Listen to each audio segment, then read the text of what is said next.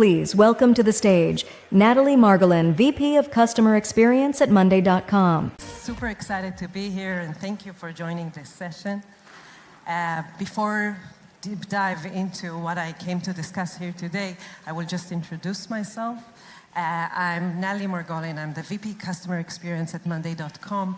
I'm a proud mom of two wonderful teenage girls. This is a session of its own, a workshop actually.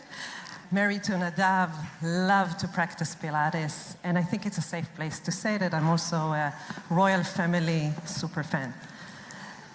As of my career, I started at a very young age, not knowing what my future will be in the biggest telecom company. I built myself there from ground up.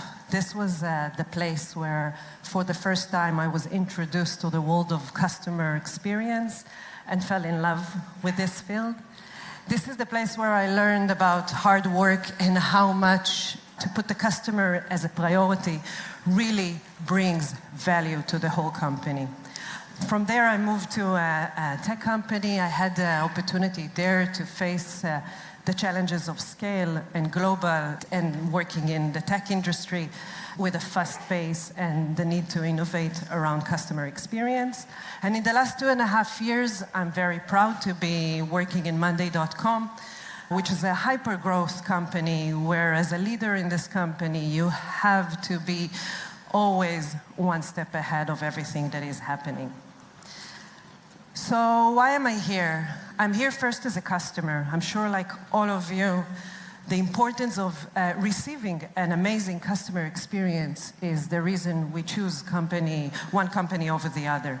But also as a leader in this industry, I had the opportunity to see how this field is evolving, how it never ends, how it's changing, how you always need to invest and prioritize the customers in everything you do.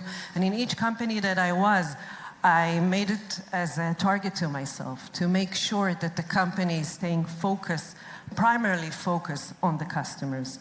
And I hope that today I will be able to share a few strategies and lessons learned that can help you elevate the customer experience in your own companies. The roadmap of the session today, I will speak just a bit about Monday.com and on the product, but not from the product side, more to explain the context of the challenges leading a CX organization in a company like Monday.com.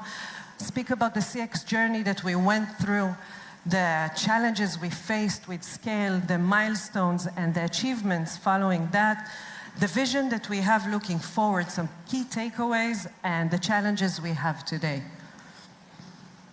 So as promised, Monday.com, hyper-growth company year over year, 200 plus industries, 200 plus countries.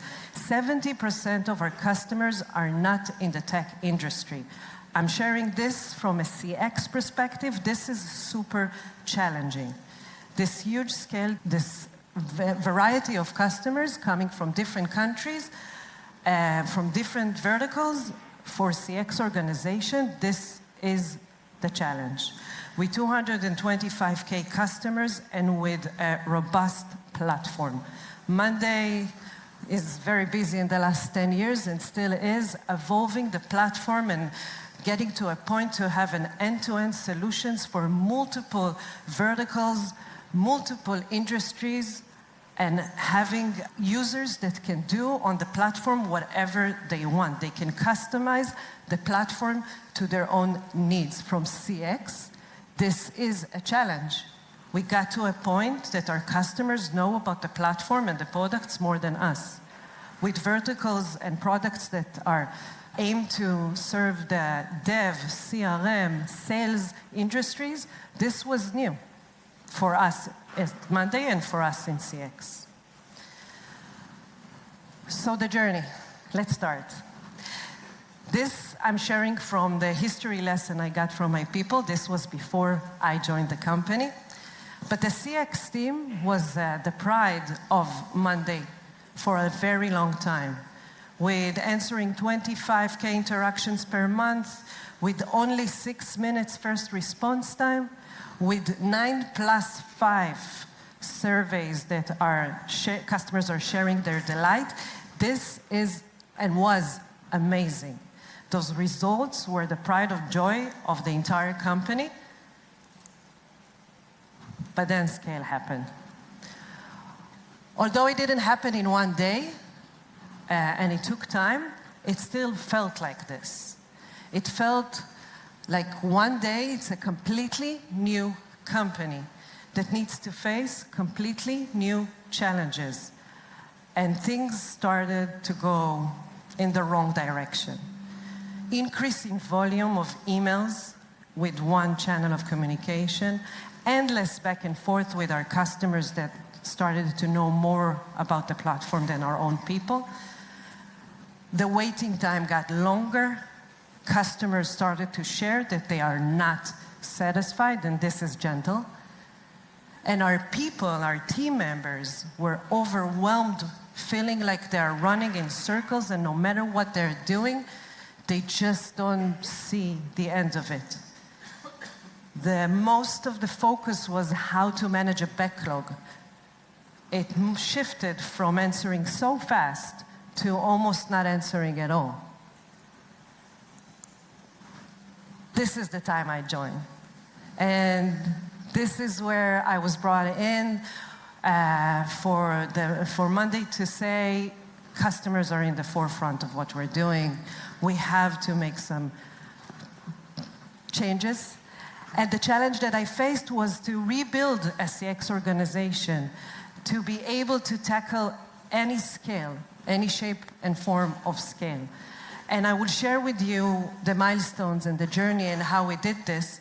But if I need to put in a sentence what guided the solution, for me it was to infuse the talented people that I found with a new, completely new vision and mission. Even from when I started just interviewing and getting to know the company, even before joining and through the onboarding, it was started to seem very clear what needs to be done. But I decided to fight this instinct of just jumping into and making those changes that I thought were the right ones, and spend time listening, really listening. And again, I had a roadmap in my mind, but I'm thinking of 2.5 years ago, what was the smartest thing that I did was this, was to pause for a second and to listen.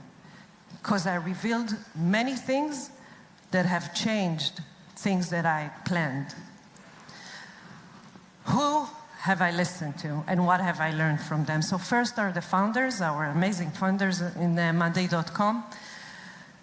They told me that nothing matters than CX, and that the situation that we have today must change, and that the way we communicate with our customers in one channel, which was emails, which I found also shocking in 2022, we have to stop it.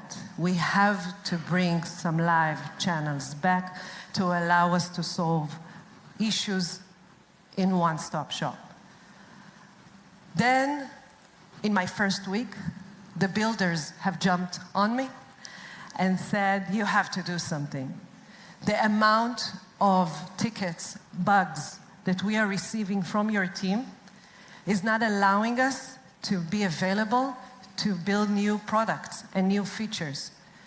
Your team doesn't know what to do with those customers. They're transferring, and we have a huge backlog of our own with things that we believe needs to be answered in the front line.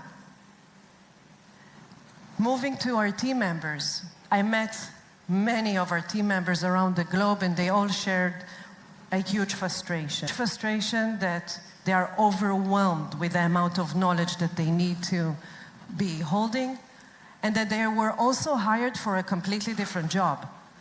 They don't know to troubleshoot problems and bugs. They were hired to provide customer experience, more training and onboarding and using of the products. Then I moved to the customers. I read hundreds of surveys. I learned by heart almost hundreds of interactions. And it was also very clear from our customers that they are tired, that they are frustrated, that they are in an endless back and forth with our people on emails. A lot of them have shared that they think we got it wrong, that we are asking too much of them, that they think we confused ourselves and they are the team members and not the customers. So this was the situation. And from there, I listed the main challenges that I found from all the ones that I spoke with. Our customers evolved. We have limited channels. Our customers are expert. They are very knowledgeable. They are more diverse. They are coming from different industries. They are coming from different countries. And they are coming, a lot of them. The challenge was the detachment. The department that I joined felt that what they are doing amazingly. And there's no reason to change, because it worked back then. There's no reason for it not to work now. They have struggled with the endless backlog and focused themselves on internal processes and forgot to listen to the customers. The organization was flat and was missing functionalities and functions. There was no leadership there. The organization as itself was structured in a way that, again, was very good to a much lower scale. The frustration that I heard from our team members, from the founders, from the developers, and very important piece is the data. There's so much that can be done with the right infrastructure of data in the field of customer experience.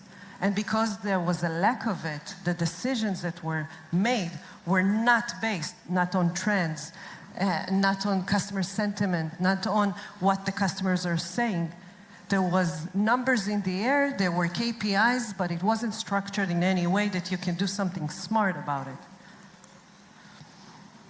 So it was obvious that a different approach is needed.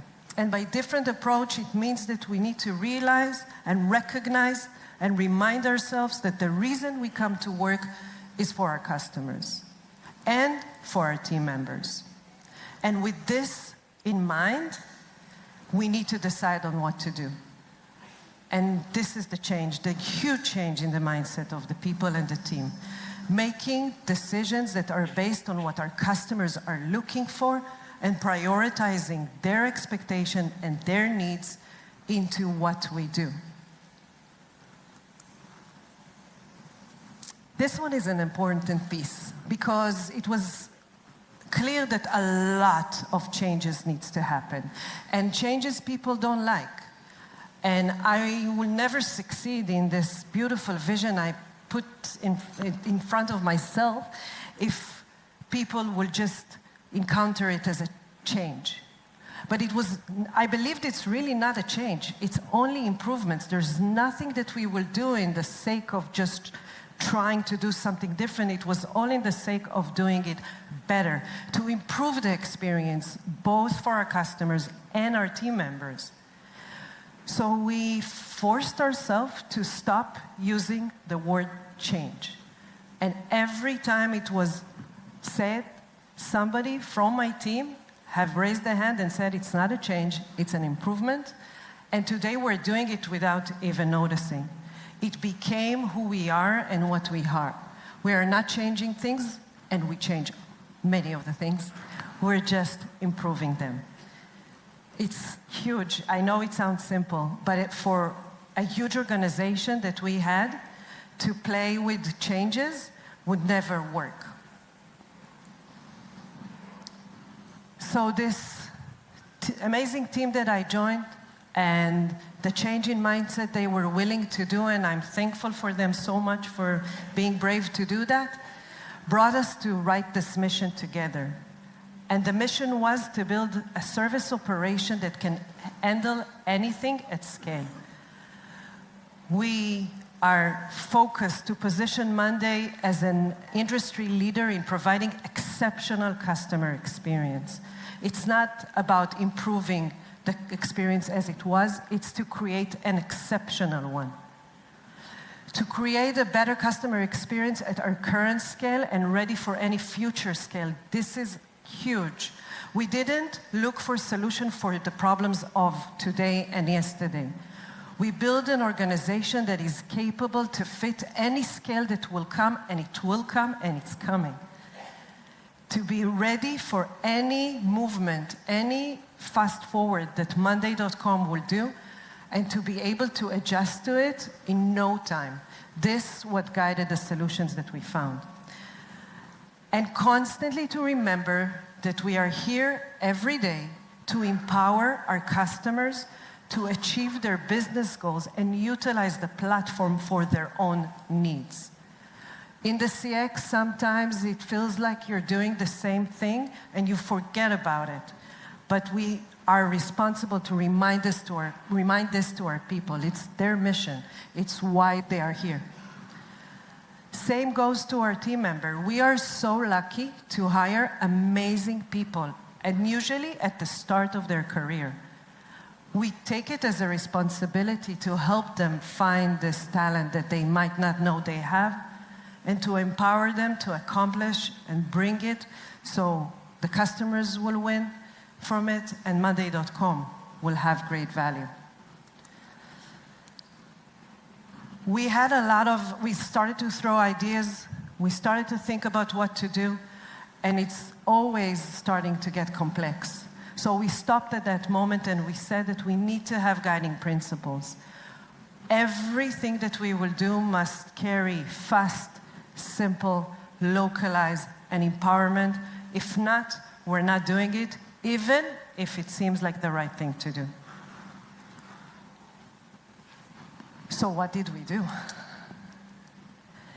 I picked 4 milestones. There were many more, of course, and many things we tweaked along the way, but those are the biggest ones. The first one was everybody knows everything. This was I saw the pictures. You want to take them? It will repeat itself. This is what we found, remind you, as I shared at the beginning, a robust platform, multi-product, and a team member that doesn't know what the hell is going on anymore. And everybody did the same. Again, in a small scale, this kind of an organization makes sense. You hire, you onboard, and they just learn the platform. But in the place Monday is now and was already a few years ago, this doesn't make sense to expect from somebody you hire to know every detail on the platform, every single option on the product from day one. So the solution was to develop expertise and a rearranged organization. This is one way to look at our organization. Now, it's mainly from the customer flow and journey, but I want to focus on the human product expert support. This is what we made them be.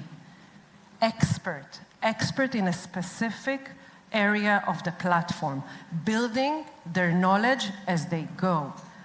This was much better experience to our customers that with the help of smart routing and automation, and I promise I will talk about AI, great fan, we were able to build a mechanism that will route the right interaction to the right person with the right level of knowledge. And our people see a future. They see a growth path. They know if they will be great in what they're doing, they will be able to learn more as they go. Another important piece here is the technical support. We had, again, one organization, same team member that got an interaction on how to, very simple one, and a second after needed to troubleshoot a very complex bug on the system. So no more. We understood that we need to build a completely new team that will work side by side and hire talented people with a relevant expert on technical support. And immediately we saw the impact, especially the builders that are not talking to me anymore. and not complaining. This team is capable to reduce a lot of workload from our builders, and they are now free to do what they really need to do, and which is to continue growing the platform and the capabilities. Second one channel of communication. This was the only way customers could approach Monday.com. Our customers were looking for many more ways to contact us, and we allowed them to reach us only on emails.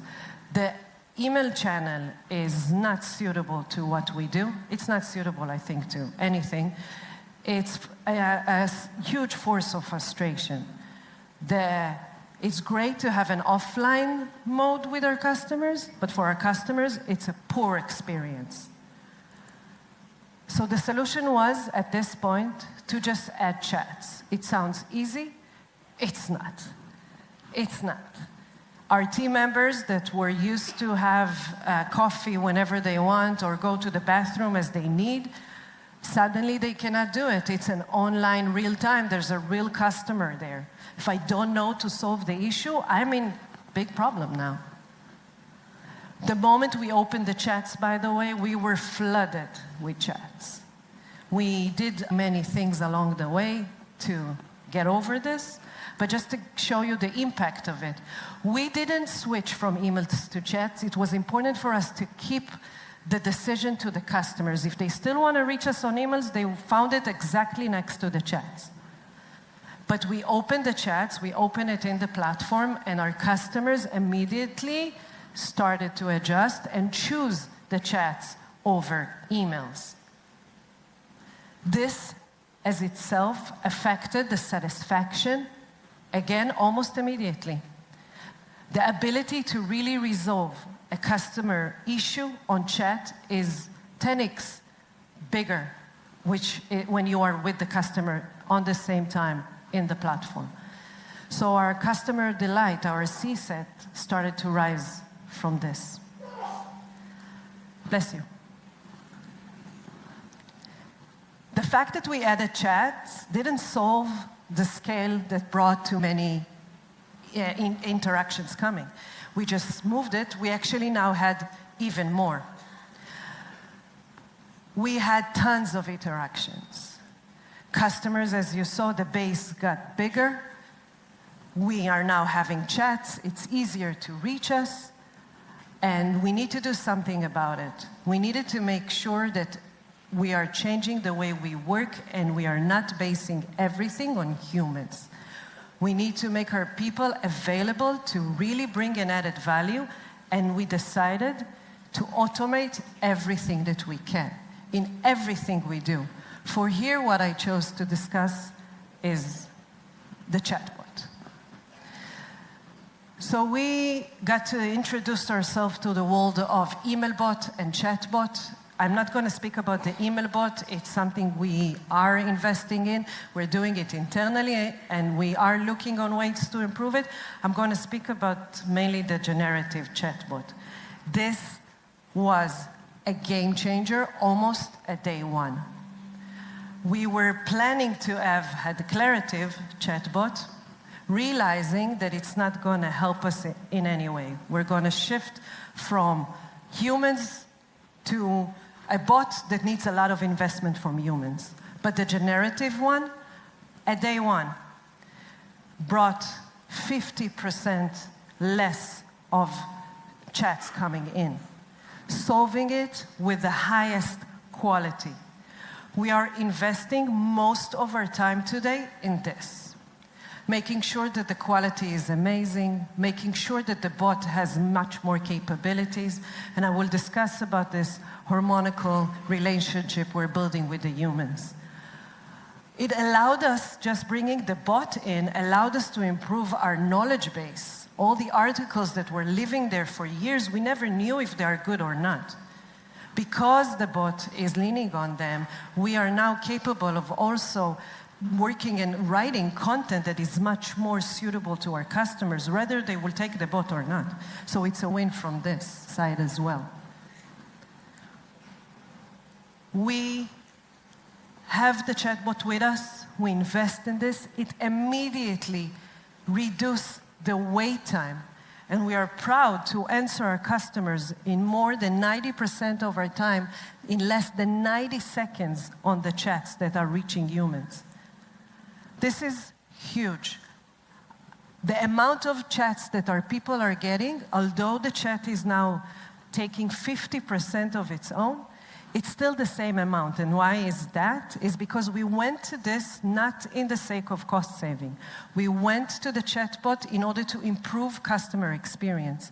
So the moment we saw that the bot has this ability, we just started to spread the bot in many other places, making the CX humans more accessible. Nowadays, you don't need to look and search, how can I get to support? Nowadays, the bot is everywhere. So the amount of volume is still the same, and the bot is taking 50%. This is a huge thing that allows us to really be there for our customers whenever, wherever they really need us. The fourth one, the last one. As I mentioned, it's not about solving the problems of today. It's thinking of the future. And in the future, we just need to be one step ahead of everything that our customers will look for, not just now. So this is what we're decided to do now, is to add AI to everything we do, in every aspect. Team members, customers, data, enablement, everywhere. We are investing a lot in learning what is out there, investing a lot in innovating, and making sure that we are allowing our people to be at their best, because they have everything they need in order to achieve this mission. There's a lot that we are doing with AI. I'm going to touch the sentiment analysis, because I truly believe that this is the future of CSAT. There's no need for CSAT anymore if you have a very good objective sentiment analysis. It's endless what you can do with the power of understanding in every given moment what your customer is really thinking and feeling. You can put the customer in front in the first to be answered. You can put this customer with a specific group of people that can retain him if the sentiment is bad.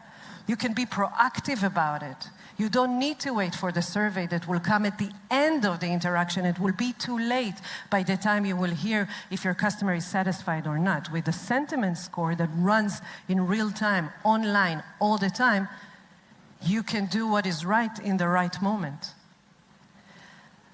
A second thing that I think is a game changer, and I will speak a bit more on things we implemented, but the automated quality assurance.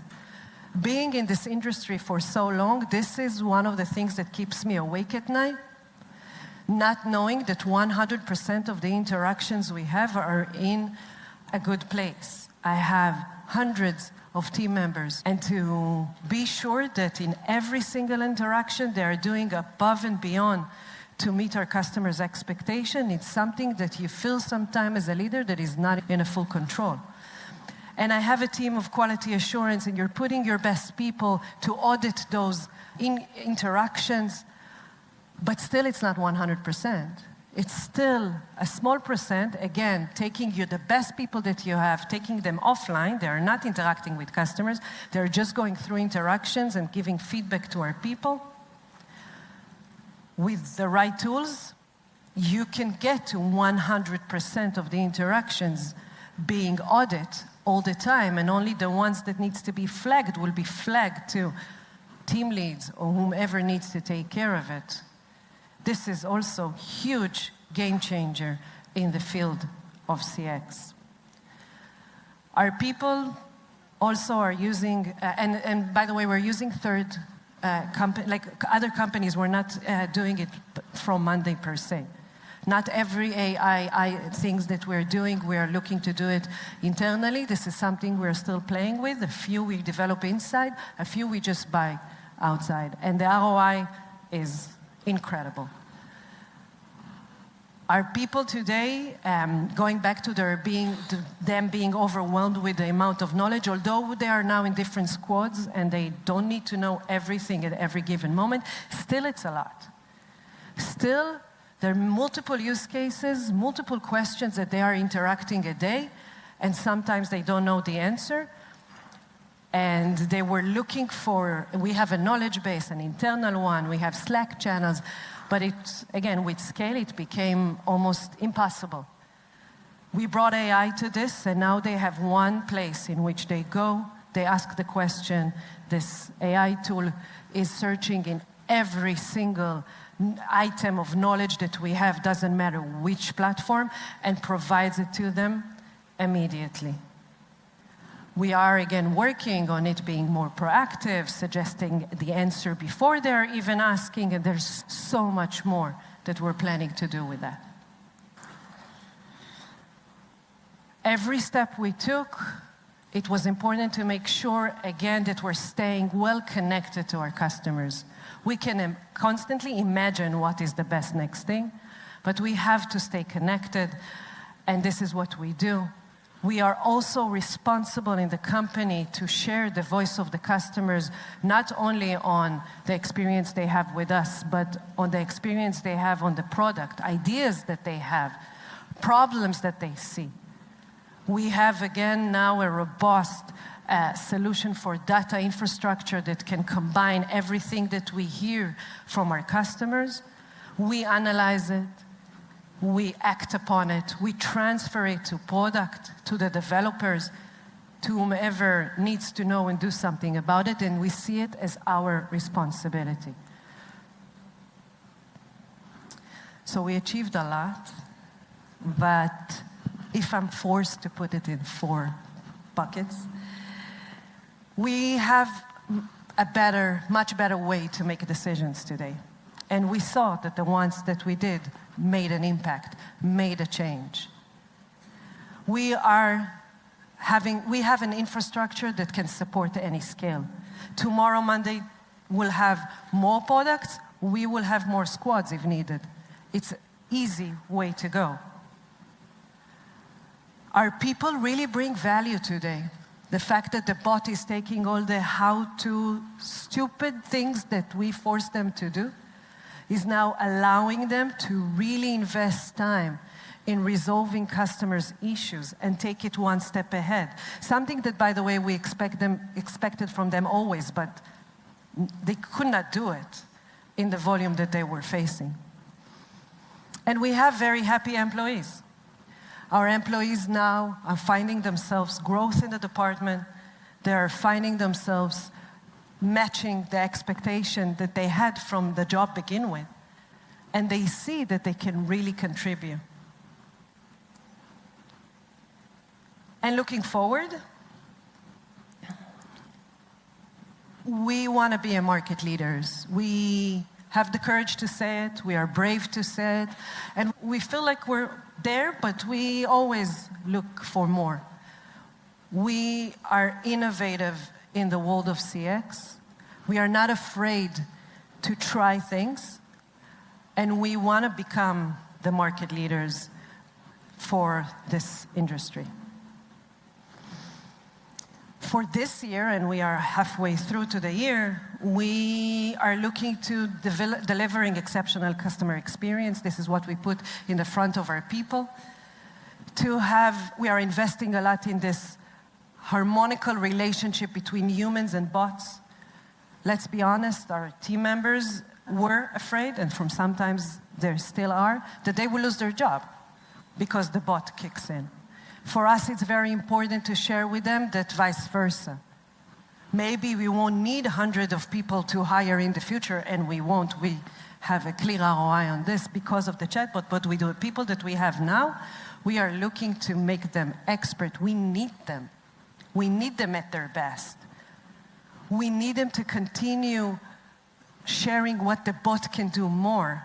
They need to feel that they need to do it. They're not afraid to pass on the feedback on what the bot, why doesn't this interaction got to me if the bot could have answered? We need this from them. They know better than us. And we promise our customers that if they want a human, if the bot failed, the human will be there a second after. They don't need to beg for meeting a human. For us, it's immediately, we train the bot, by the way, to suggest it even in cases. And we are looking to have our people expert, professional, having the ability to provide a personalized recommendation to our customers in, again, how to utilize their platform. And it's the challenge of today. This pass between the bot and the human. How our people are not ignoring the entire interaction that took place a second before. How they are not exhausting the customers now by asking the same thing that the bot did. How they just pick it up from there.